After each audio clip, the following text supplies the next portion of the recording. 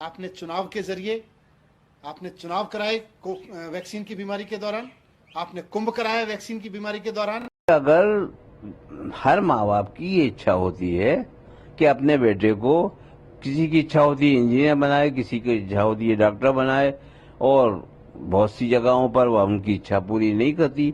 लड़का इस लायक ही नहीं होता है कि मार मार के उसको डॉक्टर बना दे, मार मार के उसको इंजीनियर बना दे।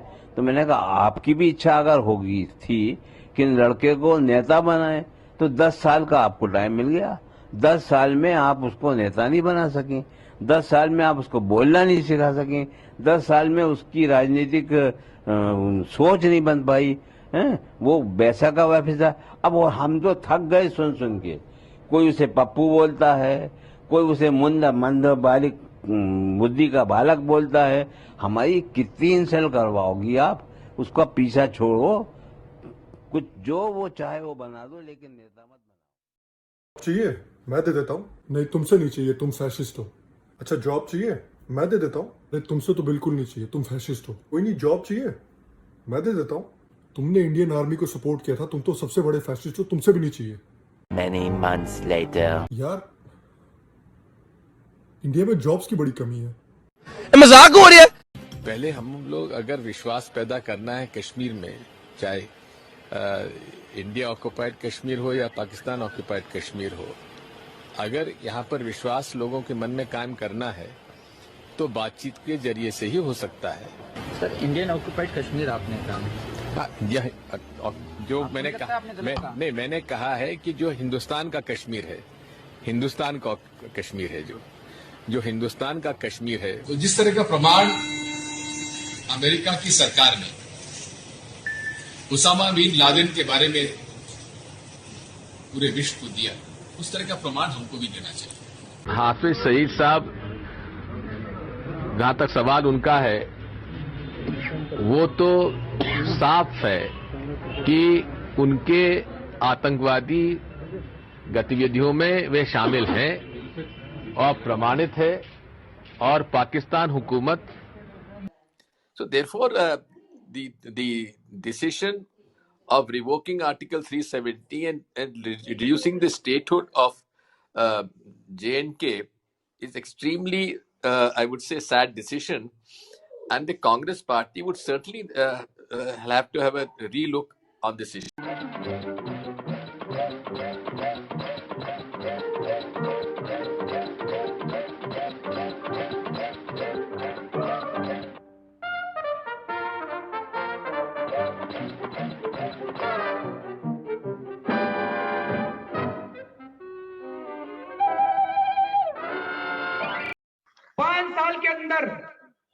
पांच साल के अंदर हर घर के अंदर पाइप से पानी पहुंचाएंगे, पाइपलाइन बिछाएंगे, हर घर के अंदर आपकी टूटी के अंदर पानी आया करेगा, ये मेरा वादा है। लेकिन 5 साल लगेंगे। 5 साल के अंदर हर घर के अंदर पूरी दिल्ली में पानी की पाइपलाइन बिछाएंगे। ये दिल्ली के लिए शर्म की बात है कि देश की राजधानी में हर घर में पानी नहीं आता।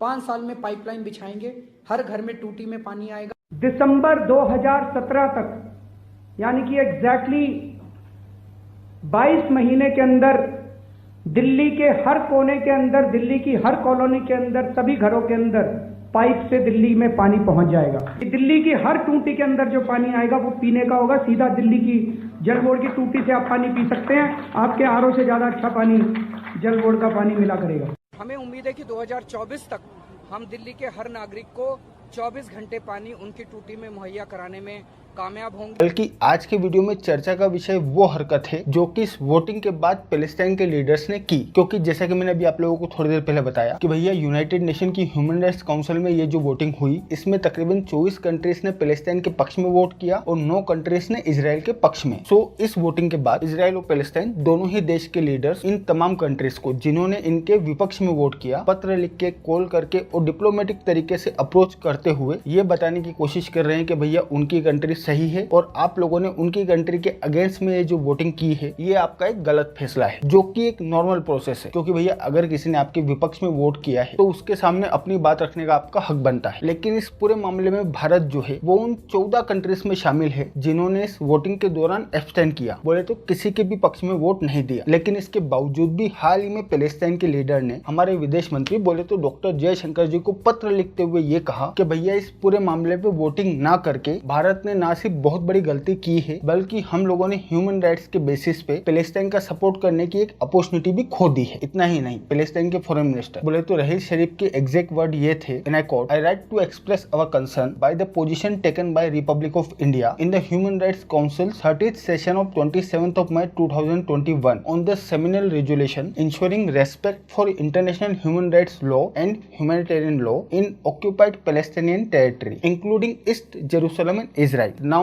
अब मैं आप लोगों को बताता हूँ कि एक्चुअली में झंडू क्या कहना चाह रहा है। असल में भाई साहब ने भारत के विदेश मंत्री को पत्र लिखते हुए ये कहा है कि भैया ह्यूमन राइट्स के जो अंतर्राष्ट्रीय नियम कायदे कानून है हम लोग बोले तो इंडिया वाले इनकी प्रॉपर इज्जत नहीं कर रहे, क्योंकि इस मुद्दे पे हुई वोटिंग के दौरान हम लोगों ने एब्सटेंड करके पैलेस्टाइन की गवर्नमेंट का सपोर्ट नहीं किया। नाउ अब आप लोग यहाँ पे ये बात समझना कि इस पूरे पत्र में ये झंडू ह्यूमन राइट्स की बात कर रहा है, जबकि खुद इनके लीडर्स पूरी बेशर्मी के साथ, क्योंकि शर्म तो इन लोगों को है ही नहीं, इस वजह से इन लोगों के सड़क छाप लीडर्स जो कि ह्यूमन राइट्स की दुहाई देते हैं, खुद पाकिस्तान में बैठे हाफिज सहित जो दुनिया के तमाम इंटरनेशनल कायदे कानून और दुनिया की तमाम बड़ी ऑर्गेनाइजेशंस इंक्लूडिंग यूनाइटेड नेशन के हिसाब से ना सिर्फ एक आतंकवादी है बल्कि मुंबई हमले के दौरान गई इतनी सारी निर्दोष जानों के लिए सीधे तौर पे रिस्पॉन्सिबल भी है। लेकिन इसके बावजूद भी उस लफंगे के साथ इन झंडुओं को स्टेज शेयर करने में शर्म नहीं आ रही, और आज ये लफंगे हम लोगों से बोल रहे हैं कि हम लोग इंटरनेशनल ह्यूमन राइट्स की इज्जत नहीं कर रहे। मतलब ये लोग अगर पाकिस्तान की गवर्नमेंट के लोगों के साथ में स्टेज शेयर करें, उनके साथ में रिलेशन रखें,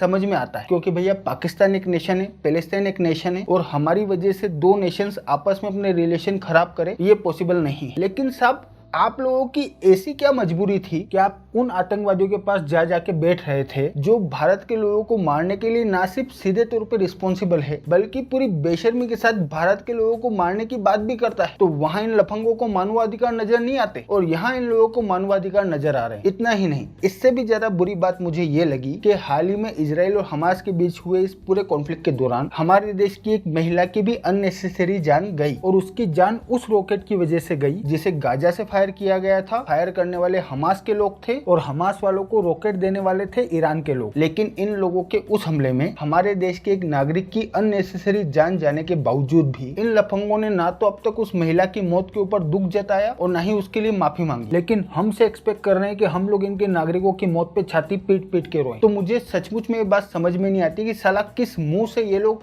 हम लोगों से पत्र लिख के सवाल पूछ रहे हैं। खान ने यति नरसिंगन को जान से मारने की धमकी दी, करने दो, कोई बात नहीं, फ्रीडम ऑफ एक्सप्रेशन है। सर जामिया की शीरोज ने हिंदूज के खिलाफ जिहाद करने की बात की, करने दो, कोई बात नहीं, अरे फ्रीडम ऑफ एक्सप्रेशन है। सर बहुत सारे ब्लूटिक वाले लिबरल्स ने 26 जनवरी के वायलेंस को खुल्लम खुल्ला सपोर्ट किया, करने दो, कोई बात नहीं, फ्रीडम ऑफ एक्सप्रेशन है। Sir poetic justice foundation India में खालिस्तानियों को सपोर्ट कर रहा है, करने दो, कोई बात नहीं, करो करो। Sir Kangana Ranaut permanent ban.